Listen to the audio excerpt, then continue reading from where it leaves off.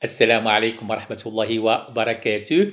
Pour la deuxième année collégiale, l'hérédité humaine. On va chercher où sont localisés les caractères héréditaires dans une cellule et sous quelle forme. Alors, comme vous le savez très bien, la cellule œuf est le produit de la fécondation des cellules reproductrices parentales, fusion du noyau de l'ovule et celui du spermatozoïde. Tous les caractères sont commandés par des informations contenues au départ dans la cellule œuf. La couleur des yeux, la couleur des cheveux, la couleur de la peau, etc. Ces informations, bien sûr, constituent ce qu'on appelle le programme génétique, le khabar al-wirati. Alors, pour mettre en évidence dans quelle partie de la cellule se localise le programme génétique, on va tout simplement réaliser des expériences de changement du noyau. Nous avons une vache tachetée de laquelle on va faire un prélèvement de cellules d'embryon, effectivement, voilà. On va faire de même pour une vache, cette fois-ci marron. Donc, dans une boîte pétrie, comme vous allez le constater, de la première vache, c'est-à-dire de couleur marron, je vais prendre bien sûr uniquement le cytoplasme et la membrane cytoplasmique. Donc, je vais éliminer le noyau. De la deuxième vache, je vais prélever uniquement le noyau. Donc, la cellule œuf que nous avons obtenue se compose bien sûr de la membrane cytoplasmique du cytoplasme de la vache marron, alors que le noyau est celui de la vache tachetée. On va, comme vous allez le constater, on va implanter bien sûr cette cellule œuf dans l'utérus, bien sûr cet embryon plutôt, dans l'utérus d'une vache blanche, donc de couleur tout à fait différente. Il va, après la grossesse bien sûr, il va donner naissance, comme vous le constatez, à un veau tacheté.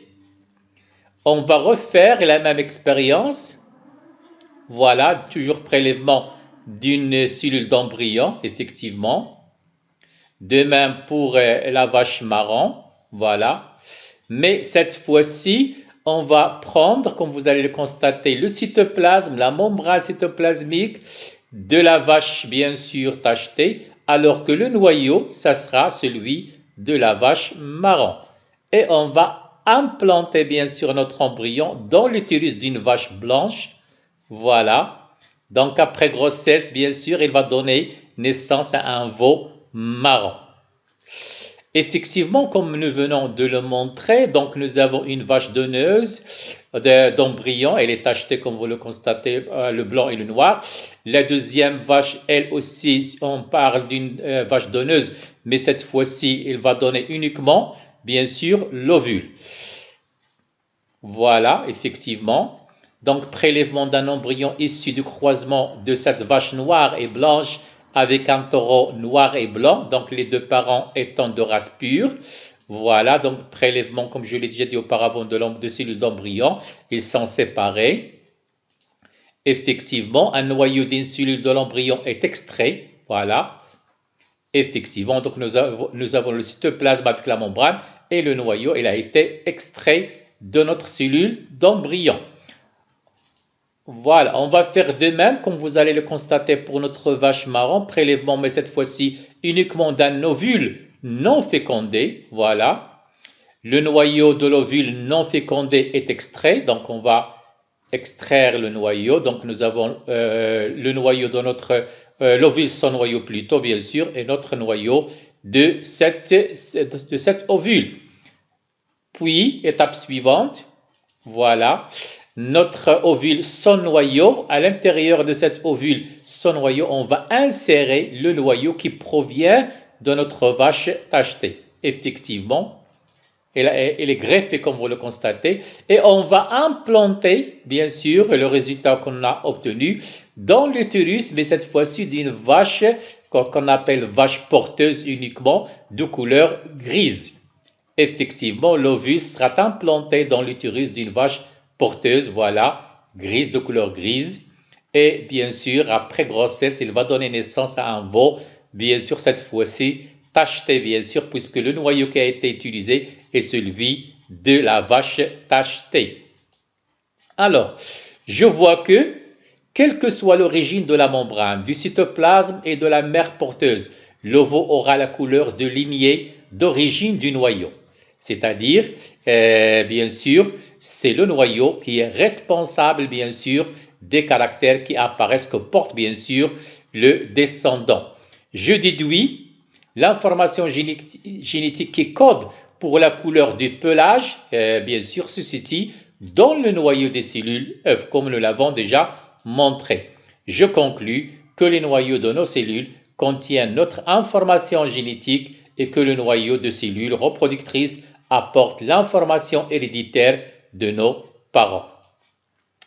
Passons maintenant, on va maintenant découvrir le support des informations génétiques dans le noyau, c'est-à-dire sous quelle forme il se trouve à l'intérieur du noyau. Pour cela, on va effectuer des observations microscopiques du noyau des cellules. Donc, nous avons, comme vous le constatez, photo au microscope d'une cellule au repos. Donc, on voit très bien notre noyau, cytoplasme, le cytoplasme et la membrane cytoplasmique. Donc, on ne peut pas distinguer qu'est-ce qu'il y a à l'intérieur du noyau.